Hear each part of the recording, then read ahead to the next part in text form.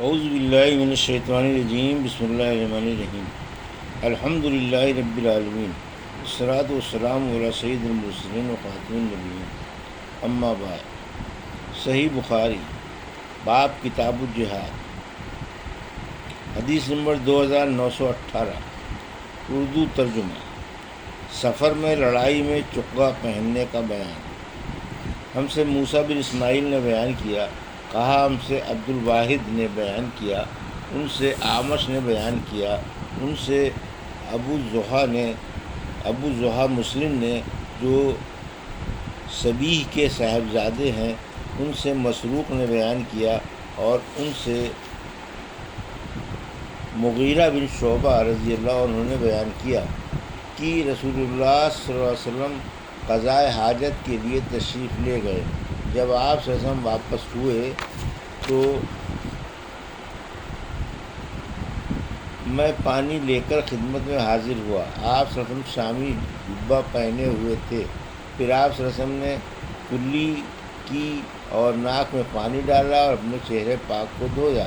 اس کے بعد ہاتھ دھونے کے لیے آستین چڑھانے کی کوشش کی، لیکن آستین تنگ تھی، اس لیے ہاتھوں کو نیچے سے نکالا، پھر انہیں دھویا اور سر کا مسح کیا اور دونوں موزوں ہر دو کا بھی مسح کیا۔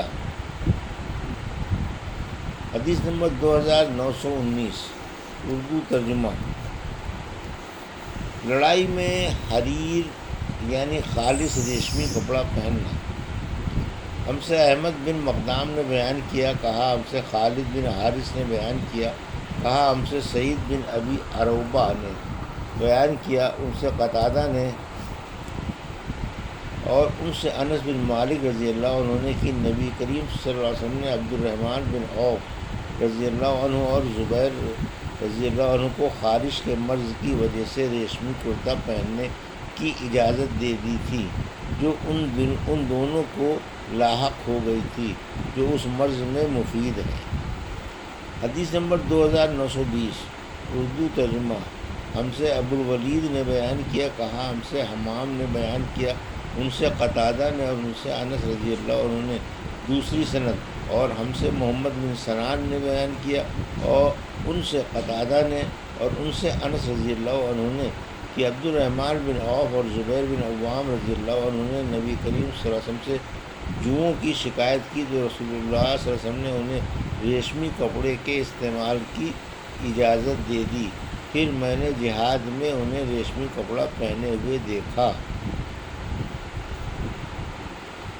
حدیث نمبر 2921، اردو ترجمہ۔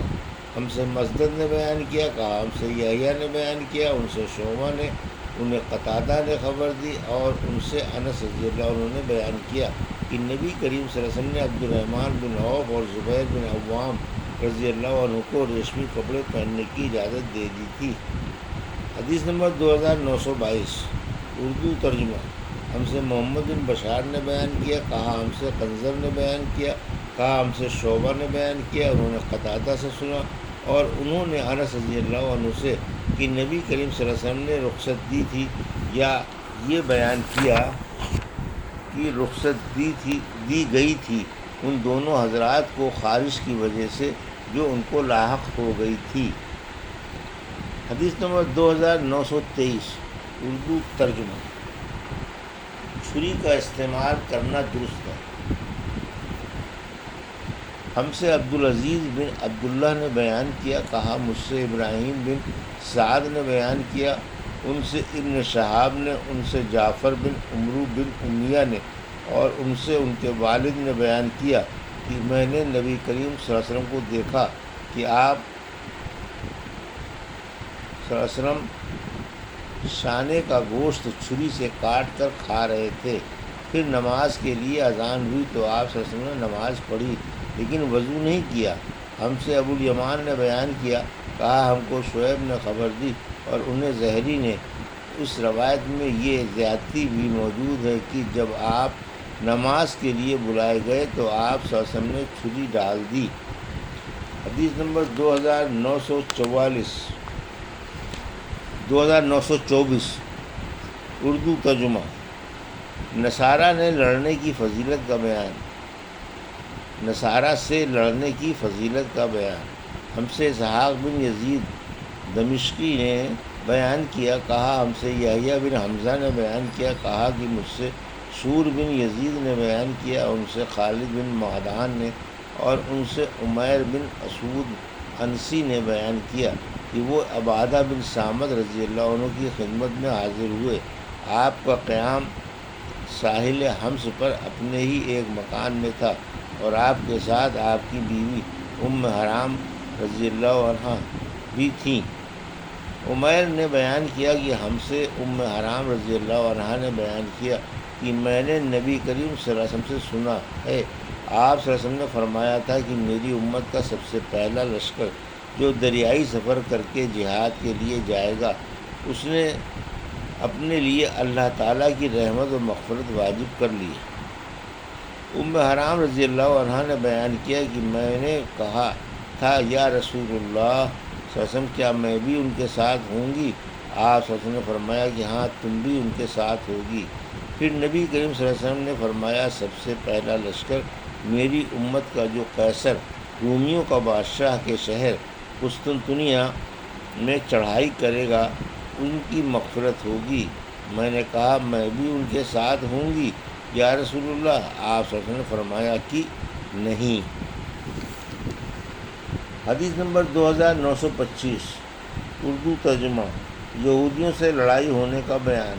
ہم سے اسحاق بن محمد فروی نے بیان کیا، کہا ہم سے امام مالک نے بیان کیا، ان سے نافع نے اور ان سے عبداللہ بن عمر رضی اللہ عنہ نے کی، رسول کریم صلی اللہ علیہ وسلم نے فرمایا، ایک دور آئے گا جب تم یہودیوں سے جنگ کرو گے اور وہ شکست کھا کر بھاگتے پھریں گے۔ کوئی یہودی اگر پتھر کے پیچھے چھپ جائے گا تو وہ پتھر بھی بول اٹھے گا کہ اے اللہ کے بندے، یہ یہودی میرے پیچھے چھپا بیٹھا ہے، اسے قتل کر ڈال۔ حدیث نمبر 2926 اردو ترجمہ۔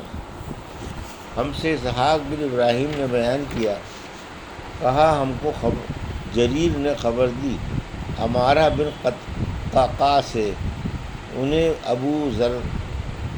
ابو زرعہ نے اور ان سے ابو ہریرہ رضی اللہ عنہ نے بیان کیا کہ نبی کریم صلی اللہ علیہ وسلم نے فرمایا، قیامت اس وقت تک قائم نہ ہوگی جب تک یہودیوں سے تمہاری جنگ نہ ہو لے گی، اور وہ پتھر بھی اس وقت اللہ تعالیٰ کے حکم سے بول اٹھیں گے جن کے پیچھے یہودی چھپا ہوا ہوگا کہ اے مسلمان، یہ یہودی میری آڑ لے کر چھپا ہوا ہے، اسے قتل کر ڈالو۔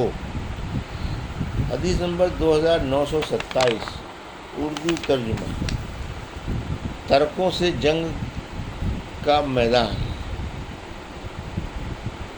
ہم سے ابو نعمان نے بیان کیا، ان سے جریر بن حازم نے بیان کیا، کہا میں نے حسن سے سنا، انہوں نے کہا کہ ہم سے عمرو بن تقلب رضی اللہ عنہ نے بیان کیا، کہا کہ نبی اکرم صلی اللہ علیہ وسلم نے فرمایا، قیامت کی نشانیوں میں سے ہے کہ تم ایسی قوم سے جنگ کرو گے جو بالوں کے جوتے بناتے یا ان کے بال بہت لمبے ہوں گے، اور قیامت کی ایک نشانی یہ ہے کہ ان لوگوں سے لڑو گے جن کے منہ چوڑے چوڑے ہوں گے، گویا وہ ڈھالے ہیں چمڑا جمی ہوئی، یعنی بہت موٹے منہ والے ہوں گے۔ حدیث نمبر 2928 اردو ترجمہ۔ ہم سے سعید بن محمد نے بیان کیا، کہا ہم سے یعقوب بن ابراہیم نے بیان کیا، کہا مجھ سے میرے باپ ابراہیم بن سعد نے بیان کیا، ان سے صالح بن کیسان نے، ان سے عارج نے بیان کیا، اور ان سے ابو ہریرہ رضی اللہ عنہ نے بیان کیا کہ رسول اللہ صلی اللہ علیہ وسلم نے فرمایا، قیامت اس وقت تک قائم نہیں ہوگی جب تک تم ترکوں سے جنگ نہ کر لو گے،